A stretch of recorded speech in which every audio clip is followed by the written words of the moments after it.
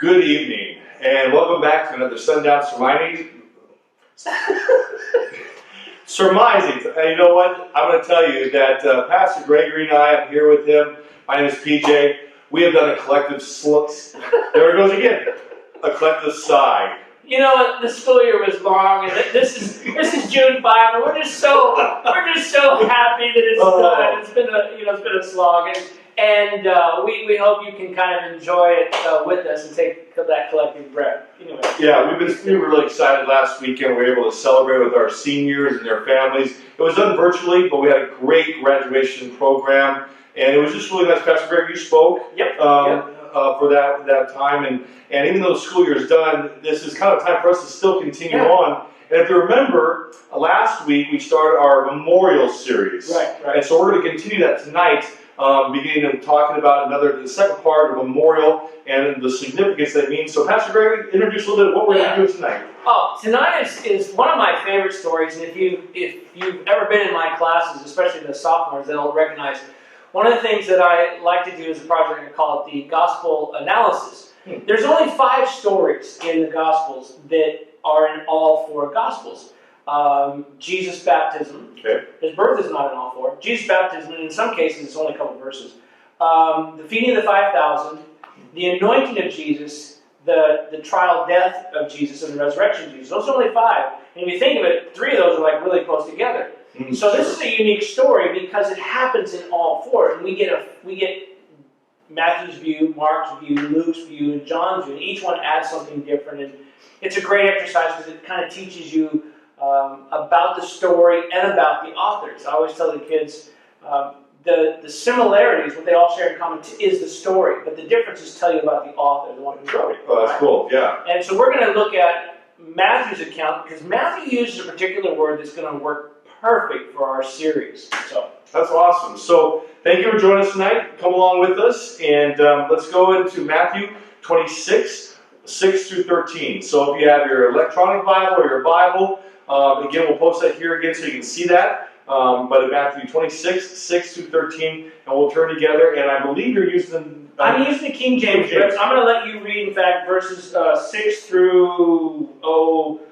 Well, I'll let you read the whole thing, okay. And I'm going to back up and highlight just the one particular verse because it'll probably be the way it's worded in King James is the way I'm looking for a particular word. It would mean the same in the Greek as we're going to find out. This is a little more language-intensive one because it's so cool. So hang in there. All right. Well, so my Bible actually has like a little paragraph title, and so it says here, the anointing of Bethany. While Jesus, verse 6, was in Bethany at the house of Simon the leper, a woman approached him with an alabaster jar of very expensive perfume. She poured it on his head as he was reclining at the table. When the disciples saw this, they were indignant. "Why this waste?" they asked. "This might have been sold for a great deal given to the poor."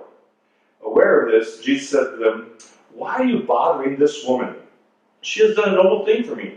You always have the poor with you, but you do not always have me. By pouring this perfume on my body, she is preparing me for the burial. Truly I tell you, wherever this gospel is proclaimed in the whole world, what she has done will also be told in memory of her." Now wait a minute, that's cool. Because you just told us that this story is in all 4 gospels. Wow, okay, so... Yes. And there's so much. I mean, again, I encourage you to read all the accounts. Matthew, Mark, and John all have it at the end of Jesus' ministry. Luke has it in chapter 7, I believe, and it's the one that has with Simon and the questions. He says there was 2 who had a debtor, and it seems kind of out of place in the narrative, we know. But each one adds something. And Matthew and Mark add that phrase that wherever the gospel's preached, this story. And the feeling, and I don't want to dwell too much on that, but the feeling in the narrative underneath is that this is what the gospel's about. Okay. It's kind of like wherever the gospel's preached, this story, because this story illustrates the gospel. You have somebody who's been saved from so much, and they give everything they can. In fact, John and Mark make the point that it was a year's wage. That could be John and Luke. I know John is one of the ones, but two accounts give it as a year's wage, and it says 300, denarii and everything. It tells you how much and blah, blah, blah, what that means. But what I wanted to focus on was in verse 13, that last little bit, where Jesus says, wherever this gospel will be preached, what this woman has done, King James, will be told as a memorial of her. And so, continuing our series on memorials, this is a landmark, right? So, maybe Memorial Day's past, but the graduation services are landmarks. They're life memorials, right? The things we set up that you challenged us to set one up last week. Find something to set up. Sabbath is a memorial, right? Sure. And I got something for that when we come to Father's Day. Wait for that. But what I found interesting is I'm going to look that up because I hadn't before. And the word memorial being used, and it's going to be hard for me to say. It's just hard because it has even in Greek, it's an M-N-A-M kind of combination. So it's masunan. But what's really cool is when you start digging through the etymology, its roots. That itself is a noun. But then the next one where that word comes from, memorial, comes from a verb. And then that word comes from a noun. And then that word comes from a verb. And then that word comes from a verb. And then it comes from two verbs. So the etymology of memorial here is deep. It comes from a lot of ideas that their culture finally built up to saying memorial. Memorial is a noun, right? It's an object, place, or thing. Right. But it came from the idea of remembering stuff. And the first instance of that verb is for someone to remind you of something. It's interesting because then the next instance of a verb etymology is where you remind yourself. But what I wanted to get to, what I thought was interesting, is the base etymology. I'll put a diagram if all of this didn't make sense. But the base etymology is two words. In other words, these two words combine to make the first iteration of what we would call an idea about being a memorial. And then that becomes, how to remember, and it finally makes its way to this word. But it comes from two Greek words, meno, which is to remain or to dwell in something, and masalmai, which is to chew. Like when we get the word to masticate and chew. And so literally, it's saying to stop and chew on something. Wow, okay. So a memorial, at its core level of idea, is something that stops you. You live in it, you dwell in it, you abide in it, and you kind of chew it over. We sometimes talk about food for thought, right? Right? And our idea of food for thought comes from this notion of, I'll give them a piece of my mind to chew on, right? Or in, what's that Christmas play, Dickens? Scrooge. Scrooge, right. So, Christmas Tale, anyway, whatever. When Mrs. Cratchit in the Muppet Christmas Tale, by the way, if you haven't seen the Muppet Christmas Tale, you should. It's really great. Anyway, did you advertise the Muppets? I did. She says, talking about Scrooge, and I would give him a piece of my mind to feast upon, and I bet he would choke on it. And her two daughters, yes, choke, right? But it's that concept is coming directly from the Greek, that a memorial is to something that we feast our mind on and we stay in. And so what this woman did, what Jesus is saying is, I want you to stop in this moment. I want you to linger over this moment. I want you to savor this moment. I don't want you to just chew and swallow. I want you to think about, because you guys were putting her down, and you're saying this, and you're saying that, and you're saying the other. This is the gospel. This is what I've been trying to get you to get. It's about what you're willing to do for me. And it's not some sort of egocentric, but I know she loves me. She's done this for my burial. You have all those other things you can do, but me, not all the time. And to me, I thought that was just really cool. Well, and it strikes me because we think about a lot of our memorial moments are holidays. Oh, yeah, that's true. And I think about the idea to stop and chew on that or dwell in that. We kind of go into the fireworks of it, or into the just the picnic idea of it, rather than the memory of Veterans Day or Memorial Day we just passed.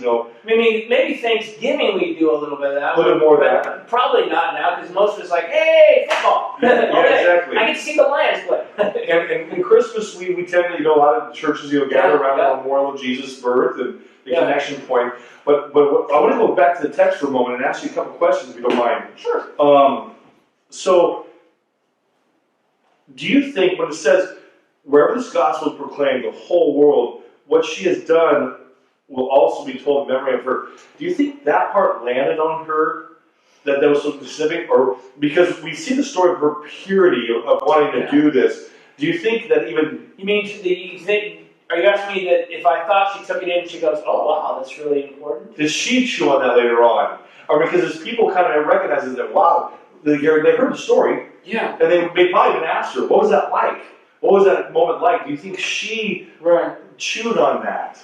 I bet you at the time she probably didn't even hear it because she was so overwhelmed and ashamed and embarrassed, right? Yeah, true. Matthew and Mark, and particularly Luke says, Luke specifically says that she's dried with her hair, which would, to let down her hair in public would have been a shameful thing. Correct. So she was already feeling way over whatever.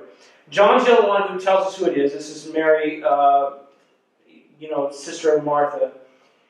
So we know Mary and Martha and Lazarus were a faithful family, so I'm sure as the years went on, Mary thought about it, but I would imagine, what I find fascinating, right, so Matthew, Mark, and Luke never tell us who it is, but they're writing long since it's passed. Now John finally does, and John writes last, and he does say, and I wonder if it was Mary's kind of like, you don't need to mention me, it's not really about me, it was about the act, and maybe... And I won't say she was embarrassed what she did, because she obviously, it wasn't like, it's not that big deal. Anybody would have done it. And I think the reason Matthew, Mark, Luke, and John all tell the story, because it illustrates, no, not even the disciples. In fact, Jesus' closest friend said, what are you doing? This is a waste. And Jesus says, no, the rest of you don't get it. This is what it's about. The woman, we think about women sort of in the fringe, but it seems like those who've been fringed or looked past were more inclined to see God as graciously reaching to them, whereas the disciples, I think, felt sort of entitled to it. Right? They felt entitled, which, before you close us with, the final thoughts on this, my takeaway with reading this, sort of, we were preparing for this conversation, this time together, was that when she looks at this, and this is what we talked about a little bit last week, we just want to continue. She responds, this is her memorial to the relationship and impact that Jesus has made on her. Yeah. This is her moment, and it's not about the other people watching her. That's true. It's not about, this is her moment, this is her memorial. And some of you are going to have those. You have those things that your relationship with Jesus, there's a monument or a moment or a place in time that where you set that up. Yeah, and it's just for you. Yeah, it's just for you. And I want to tell you about one memorial for me. And it was back in 1988, and it was in a place called Mino Falls, Japan. I was a student missionary, and we had to find our way back to the city of Osaka by ourselves. I'm in a foreign land. I don't speak the language, and I don't know the train systems, or just brand new. I just came from the Midwest. And I went out, and so we did as a group, we went out, and then they sent us out on our own to have solo time. At halftime, we reflected God. It was at the beginning of my year there. Oh, at the beginning. At the very beginning. Wow. So that we connected and we say, hey, this is what do you want to go do? Right. And for me, and you can read it later on, but Isaiah 41:10, as I was sitting I was on a little red bench along this falls, I was sitting there, and God gave me Isaiah 41:10. And it says, be not afraid, for I am with you. Be not dismayed, for I am your God. I will hold you with my righteous right hand. And for me, that moment and that verse have been a memorial for my entire life. And so as I look at this woman, I'm thinking, this is her memorial. And so when you talk about that, maybe she don't want her name mentioned because it's so special to her too, that this is more than just the act of the moment. Right. Yeah, this is a touchstone for her life. Yeah, exactly. That's my takeaway for that. Yeah, that's cool. And when you look at this story, this woman, I'm sure she never imagined in thousands of years, or forever, that there would be people talking about the memorial that she had done. I leave you with this question. What memorial can you do for Jesus? I'm not talking about, carving up Mount Rushmore. Something in your life that you set as, this is your tribute, this is your time, your touchstone between you and God. Let us know. So please respond back to us. Let us know some of these questions or what you may have done as a memorial. Principal at MontereyBayAcademy.org is right above us, and also Gregory at MontereyBayAcademy.org. So let us know if you have questions about this topic or ideas or thoughts or anything else that we can communicate back with you. We'd love to do that. Thank you so much for joining us on another Sundown Surmisings. We hope that you have a wonderful weekend. See you.